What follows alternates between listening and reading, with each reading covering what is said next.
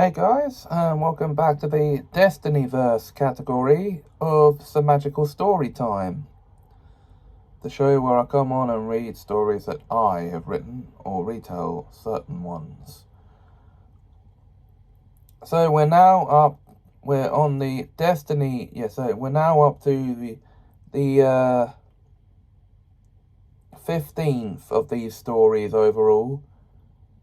But the second of the Lily sub-series, which would be Lily at 14. London, 1952. Lily Ball had just celebrated her 14th birthday and was the oldest, cleverest and prettiest girl in her class at school. All the boys liked her and all wanted to date her, but she was unsure if she was ready to start dating yet.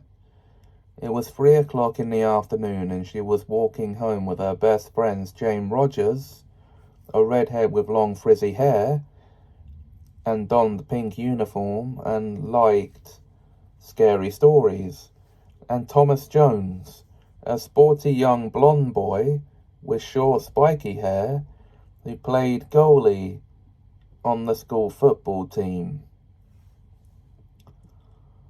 These were the only two in her class who truly understood her and knew she wasn't ready for a relationship yet. She was very happy in her life, which was perfect according to her. She had a very loving and supportive family, even though she was adopted by them during the war, but that didn't matter.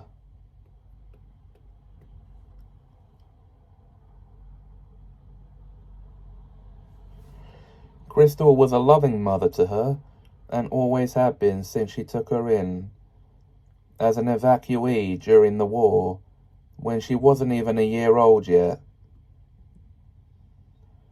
And her older brothers Ryan and Simon were 4 and 5. She was adopted with them 2 years into the war. Destiny was likewise as her grandmother, who adored everything about her, and Dennis was the best uncle she could have hoped for, as he was loads of fun. She had an aunt and cousins on his side of the family too, but she hardly saw them. Her brother sadly became ill and died while she was still a young child. 2 major changes had taken place over the past 4 years. The first change was Crystal married a nice young man named Norman, giving her a father figure to look up to as well as a mother. And the second change was that, thanks to this, she was now big sister to his 3-year-old son Daniel, and she just loved him to pieces. As they arrived outside the house, she hugged her 2 best friends goodbye and entered the house. As soon as she opened the front door, Daniel ran into her arms and she scooped him up. "Hello, baby," she said as she hugged him tightly. She shut the door and carried him into the living room where Crystal relieved her of him and gestured towards an empty seat on the sofa. "How was school today, sweetheart?" she asked. It was very quiet considering there are 16 first formers in the place, who were usually very noisy, replied Lily. "I see. So you had no trouble taming them?" said Crystal. "None at all," replied Lily. "Did the headmaster have the chat with you?" asked Crystal.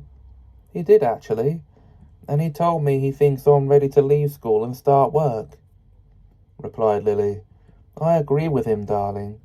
You are more than ready to enter the real world," replied Crystal. "The question is, are there potential employers looking for help?" asked Lily. "Yes, there are, sweetheart. All local shops looking for new employees. They pay fairly.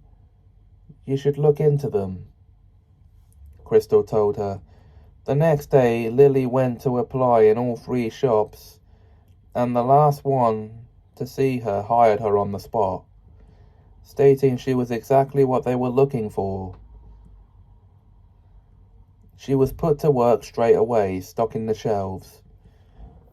While she was busy doing that, she caught a 12-year-old girl stealing a chocolate bar. "Oh, no you don't, missy," she scolded before the girl could leave the shop. "What?" asked the girl innocently. "Don't try that innocent act on me, Darcy Fields. I know you have a stolen chocolate bar in your bag. Take it out at once," she scolded.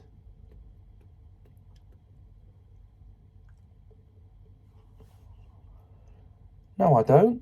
No, I don't," whined Darcy. "Oh, really?" scolded Lily, reaching into Darcy's bag and pulling out the chocolate bar. "Then kindly explain to me how this chocolate bar ended up in your bag. It clearly has its price label," she scolded and took Darcy to see her employer. Mr. Gerayan Durant had reported her to him.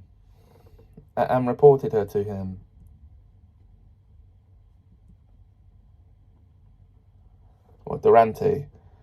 He looked at Darcy. "Do you have the money to purchase this chocolate bar?" he asked her. "No, sir. I haven't any money," replied Darcy, prompting Mr. Durante to call the police and report her for shoplifting, leading to her arrest on the charge of the crime. "Thank you for catching her when you did, Lily," he said. "Just doing my job, Mr. Durante," replied Lily, returning to her task. At the end of her first shift, she was paid double her agreed wage for doing double duty as a shelf filler and a security officer. The next story along these lines will be the 9th in the mainline Destiny series, but until then, if you enjoyed this video, please like, comment, share and subscribe. Thanks for watching, and have us a magical time.